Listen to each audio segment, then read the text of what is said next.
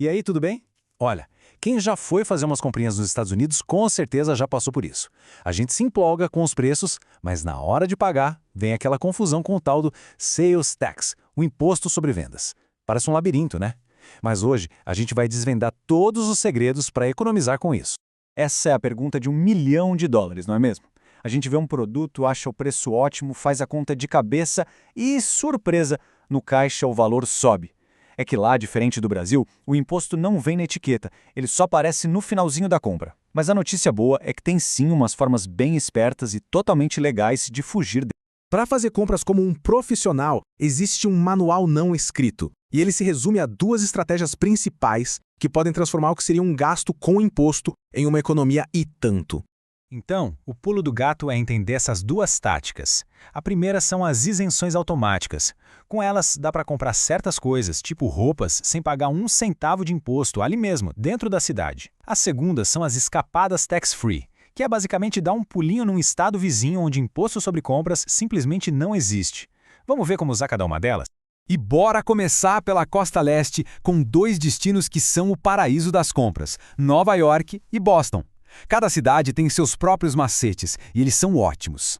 Em Nova York, o grande segredo para comprar roupas de sapatos é a regra dos US$ 110. Funciona assim, ó.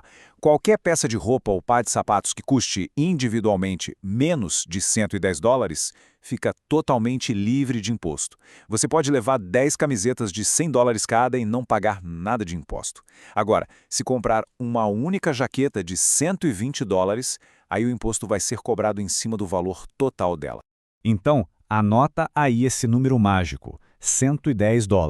Passou disso, entra em cena o imposto de Nova York, que é de salgados 8,875%.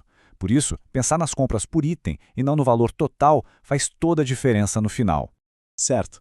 Mas e se o plano for comprar aquele iPhone novo ou um MacBook? Aí entra a estratégia da escapada. A mais ou menos 2 horinhas de Nova York fica o estado de Delaware. E lá o imposto é zero. Para tudo. A economia que se faz no eletrônico mais caro paga a viagem e ainda sobra um troco. Agora vamos para Boston, porque a coisa lá consegue ser ainda melhor. Boston tem uma das regras mais generosas da Costa Leste para quem está querendo renovar o guarda-roupa. Em Boston, o número que precisa ficar na cabeça é US$ 175. Os primeiros US$ 175 de cada peça de roupa são isentos. Por exemplo, se uma jaqueta custa $200, o imposto de 6,25% só vai ser cobrado em cima dos $25 que passaram do limite. É uma vantagem enorme, principalmente para itens um pouquinho mais caros.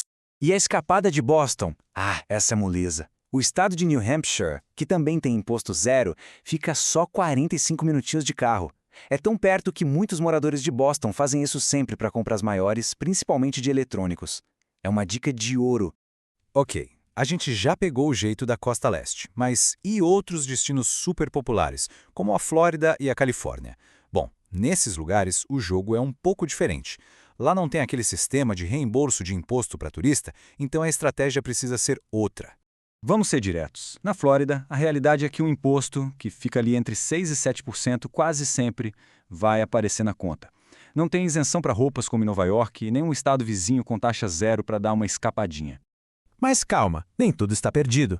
Existem táticas. A primeira é ficar de olho nos Sales Tax Holidays. São os períodos específicos, tipo na volta às aulas em agosto, que o governo tira o imposto de alguns produtos. Fora isso, o foco total tem que ser nos outlets. Como os preços já são bem mais baixos, o impacto final do imposto acaba sendo menor. E se o imposto da Flórida já parece um pouco alto, espera só para ver o da Califórnia. Lá a coisa vai para outro nível. O imposto pode passar de 10% em algumas cidades como São Francisco.